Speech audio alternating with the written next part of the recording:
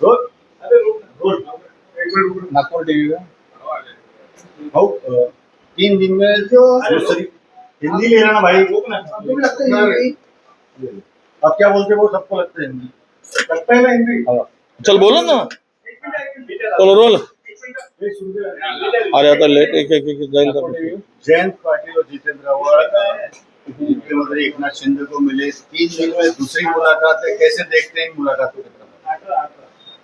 नहीं देखिए मैं तो कोई किसी के घर को झांक के देखता नहीं। अब किसके घर पे क्या चल रहा है ये मुझे तो पता नहीं है, पर जो चर्चा है बीच में ये भी चर्चा थी कि शरद पवार जी एनडीए को समर्थन दे रहे और वो डिलिमिटेशन को समर्थन दे रहे, पर यह बात भी केवल मीडिया पे चर्चा थी। जब हमने इस बात को लेकर चर्चा किया, कोई माहिती लिया तो इस बात में तथ्य नहीं था। अब इनके वो इस्लामपुर के नगराध्यक्ष को लेकर उसको जो डिस्क्वालीफाई किया गया है उस मसले को लेकर अगर इनकी कुछ मुलाकात चल रही है तो इसको राजनीतिक जोड़ना भी ठीक नहीं है। अगर कोई किसी पार्टी में जा रहा है, समर्थन दे रहा है, किस अलायंस को समर्थन दे रहा है तो आने वाले दिन में पता चलेगा। पर एक है कि इस चर्चा में कुछ तो लॉजिक मुझे दिखता है। अब हमें डिलिमिटेशन को लेकर, पुनर्रचना को लेकर हमने कल भी ये बात स्पष्ट किया था। हमारे हाईकमान के जो सूचना है, हर स्टेट में अगर 50% सीटें बढ़ती है पूरे देश में, हर स्टेट में, तो ये प्रस्ताव को लेकर पिछले बार भी पार्लियामेंट में चर्चा हुई थी और आधा 1 घंटा पार्लियामेंट एडजर्न करके नया प्रारूप लाने की बात हो गई थी, वो नहीं आया और इसको उस बिल को पारित नहीं कर पाए सरकार। और ये जो चर्चाएं बात होती है बाहर होती है, ये इंडिया आघाड़ी के मीटिंग में हो और उसमें कुछ रास्ता निकले, चर्चा हो। हमारे भी हाईकमान का रास्ता तो हमेशा इस चर्चा के लिए तैयार रहता है। इंडिया आघाड़ी की बैठक में इस मसले का, इस चर्चा का कुछ उत्तर मिलेगा। रहा स्टेट में जयंत पाटिल जी, आव्हाड जी मिल रहे, सीएम से मिल रहे, इसके बारे में सुप्रिया जी सुले ने भी उसका स्पष्टीकरण दिया है। तो ये नहीं समझने की जरूरत है कि ये कोई पार्टी में या अलायंस में जा रहे, इंडिया या महायुति में जा रहे करके मिल रहे, इसका इस तरह का अर्थ लगाना गलत है। और अगर होगा, सही होगा, सच्चाई होगी तो आगे दिख पड़ेगा। अब शिंदे साहब का कहना तो यही है कि अब हम लोग उनको फाइनेंस देने के लिए उन्होंने भी विरोध किया है। मुझे तो ये सब स्टेट के अंदर में किसान परेशानी में है, अकाल की स्थिति है, अभी सीड का बहुत बड़ा शॉर्टेज है, जो यूरिया सल्फेट है इसमें बहुत बड़ी कालाबाजारी हो रही है, हर तरह का इंसान संकट में है और ये लोग सत्ता के लालची लोग केवल सत्ता की बात कर रहे हैं। किसको क्या मिलेगा, किसको क्या नहीं मिलेगा, इस तरह की जो लालची लोग हैं, सत्ता के सिवा जी नहीं सकते, सत्ता के सिवा मर नहीं सकते, इन लोगों की ऐसी जो चर्चा है। अरे आप चिंता करनी है तो जनता की करो, युवाओं की करो, बेरोजगारों की करो, किसानों की करो। कुर्सी की चिंता ज्यादा मुझे यहाँ पे दिखाई देती है। महाराष्ट्र की राजनीति इतनी गंदी तरह से हो रही है कि इस राजनीति की बात करना भी अच्छे लोगों को पसंद नहीं है।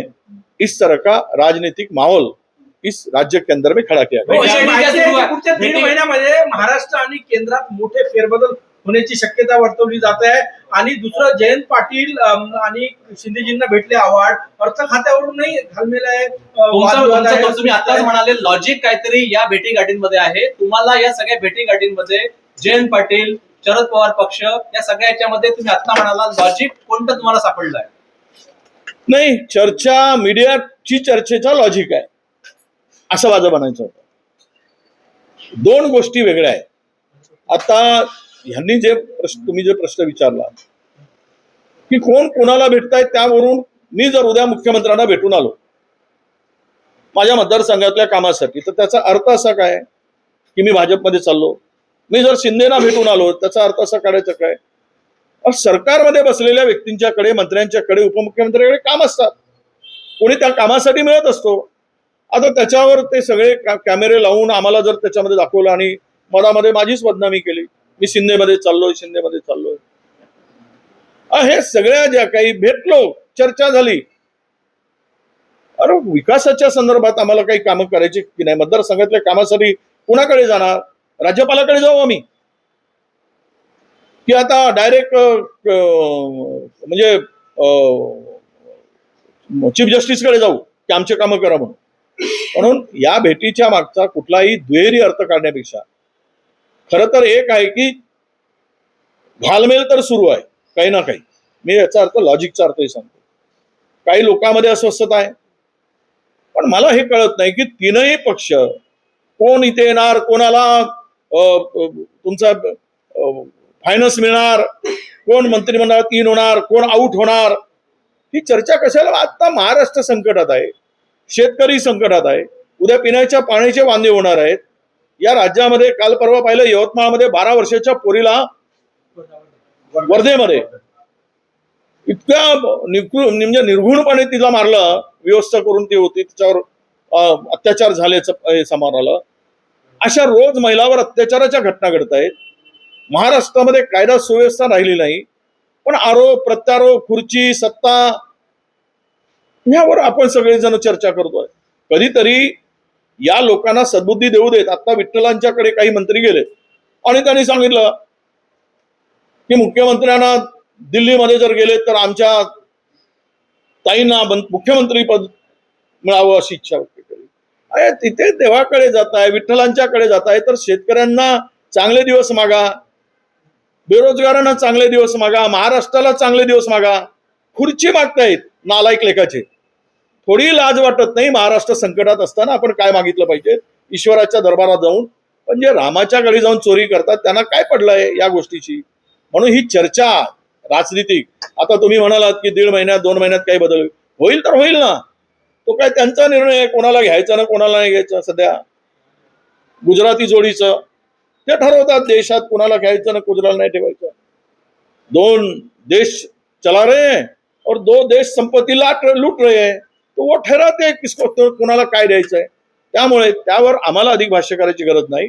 आम्हाला चिंता आहे आता राज्यातील शेतकऱ्यांची, आम्हाला चिंता आहे कायदा सुव्यवस्थेची, आम्हाला चिंता आहे महागाईची, आम्हाला चिंता आहे या राज्यामध्ये जे आता जे चाललंय, प्रत्येक व्यक्ती संकटात आहे असल्यासारखं वाटतंय.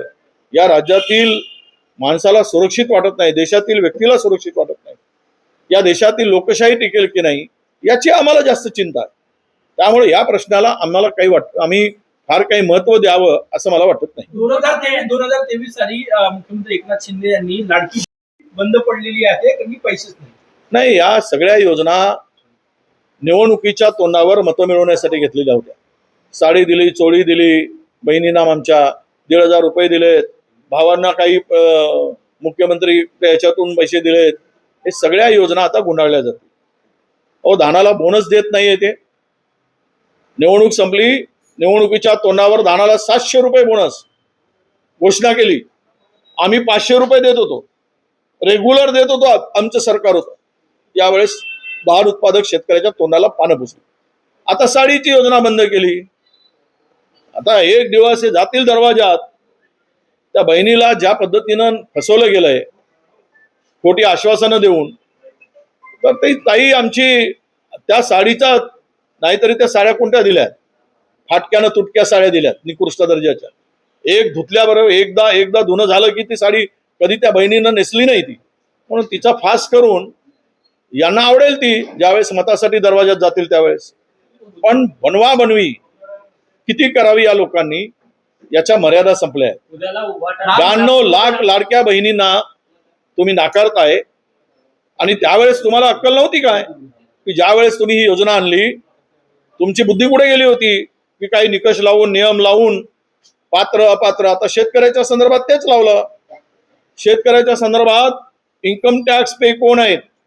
आता मला सांगा, फॉर्म 16 भरल्याशिवाय कुठल्याही योजनेचा लाभ देत नाही. म्हणजे आज ITच्या अखत्यारीत इन्कम टॅक्सच्या मॅक्झिमम शेतकरी येतात. एखाद्याला जमीन खरेदी करायचं असलं तरी पॅन कार्ड लागतं. आणि ह्या सगळ्यामध्ये त्याला नाकारणं आणि मग त्याच्यातून वेळ काढून हजारो लाखो शेतकरी नाकारणं हा बनवा बनवीचा खेळ आहे. शेतकऱ्यांची आहे, महिलांची आहे. त्यामुळं यांना खुर्चीची चिंता आहे, जनतेची चिंता नाही. हे आता महाराष्ट्रातील जनता उघड्या डोळ्यांनी बघते. उद्याला उभाटाकडनं नागपूरमध्ये रामरक्षा पदन आंदोलन ठेवण्यात आलं आहे. तुम्ही त्याला जाणार का? आणि दुसरी महत्वाची गोष्ट की याच पार्श्वभूमीवर अमरावतीमध्ये देखील नवनीत राणाने हनुमान चालीसा ठेवला आहे. ते मला त्याबद्दल काय बोलायचं नाही. ज्यांना हनुमान चालीसा बजरंगबलीचा गदा कुठं चालला ते अमरावतीमध्ये दिसलं. कोणाच्या पाठीवर वार केलाय तो. जय बजरंगबली म्हणून गदा कुठाच्या पाठीवर आणि कशी पाठ लाल केली हे अमरावतीकरांनी हनुमानच्या रूपानं दाखवलं आहे. त्यामुळे तिथे काय बोलायची गरज नाही. राहिला विषय रामरक्षा काही हे चाललं आहे अभियान. खरं आहे, आमच्या पक्षाचा त्याला पाठिंबा आहे किंवा नाही आहे म्हणण्यापेक्षा त्यांचा तो स्वतंत्र कार्यक्रम आहे त्या पक्षाचा. असा नाही की आघाडीतले सगळे पक्ष म्हणून एकच कार्यक्रम राबवला पाहिजे. त्यामुळं त्यांनी तो पक्ष ते आंदोलन किंवा ते त्या प्रकारचे विरोध दर्शवत आहे. कारण राम मंदिरामध्ये जी चोरी झाली, लूट झाली, तो एक अभिनेता आहे टकल्या. तो टकल्या अभिनेता येऊन सांगतो की ही चोरी म्हणजे घरचंच माल लुटलं. तुझ्या घरचा माल लुटू दे टकल्या, तुला बरं वाटेल. श्रद्धेपोटी भक्तीपोटी टाकलेला दानपेटीत टाकलेला दान लुटणाऱ्यांना घरचा माल वाटतं काय? तुमच्या बापाचा माल आहे काय? त्या टकल्या अभिनेत्याला सांगितलं पाहिजे. त्याचं नाव घ्यायची आमची इच्छा नाही, पायचा तो लेखाचा. अशा पद्धतीचे तर तयार झाले ते घाणेरडे लोक. म्हणजे श्रद्धेला ठेच पोहोचवणं. पत्ता नाही, सोन्याचा पत्ता नाही, चांदीचा पत्ता नाही. कोणी म्हणतात 14,000 कोटी, कोणी म्हणतात 1400 कोटी. सगळे लुटून खालेत आणि मम आहेत, किप मम, काही बोलत नाहीत कोणी. तिकडे बद्रीनाथच्या मंदिरात चोरी झाली, नर्मदा उगमस्थानावर चोरी झाली. म्हणजे दानपेट्या यांना चोरी करण्यासाठीच ठेवल्या आहेत आणि लुटण्यासाठी ठेवल्या आहेत असा त्याचा अर्थ होतोय. त्यामुळे कोणी कोणाचा कुठला विरोध करावा हा त्या दाखवलंच पाहिजे. कारण यांचं जे दुकानदारी चालली, राम भरोसे हिंदू हॉटेल, हे जोरात चालली होती. तर त्या हिंदू हॉटेलमध्येच्या नावावर जे काही लूट चालली तर ती थांबली पाहिजे. हाच त्यामागचा उद्देश आहे. संजय राऊतांनी मुख्यमंत्र्यांना इन्व्हाइट केलं, सरसंघचालकांना केलं, काँग्रेसच्याही नेत्यांना निमंत्रण दिलेलं आहे. काँग्रेसचे नागपुरातील नेते, विदर्भातील नेते जाणार आहे का उद्या? नाही, असं आहे की त्या आंदोलनात कोणी जावं, निमंत्रण दिलं ज्यांना तर गेलं पाहिजेत. सगळं आंदोलन जावं नाही जावं किंवा कोणी गेलं पाहिजेत, ज्याचा त्याचा प्रश्न आहे. त्याला काही कोणाचा विरोध नाही, पक्षाचाही विरोध नाही, त्या ठिकाणी जाण्याला विरोध नाही. पण आता मला वाटतं की RSSचे कसे जातील? ते तर शांतच बसले आहेत. विश्व हिंदू परिषद कशी जाईल? आता हे जर उतरले खरंच रामाचे भक्त आणि हिंदूचे रक्षण करते असतील तर RSS आणि विश्व हिंदू परिषद जाईल. नसतील, लुटेऱ्यांच्या फौजेचे सहकारी असतील तर जाणार नाही. हा त्याचा अर्थ होतो. धन्यवाद, नमस्कार. सोयाबीनचा महत्वाचा विषय.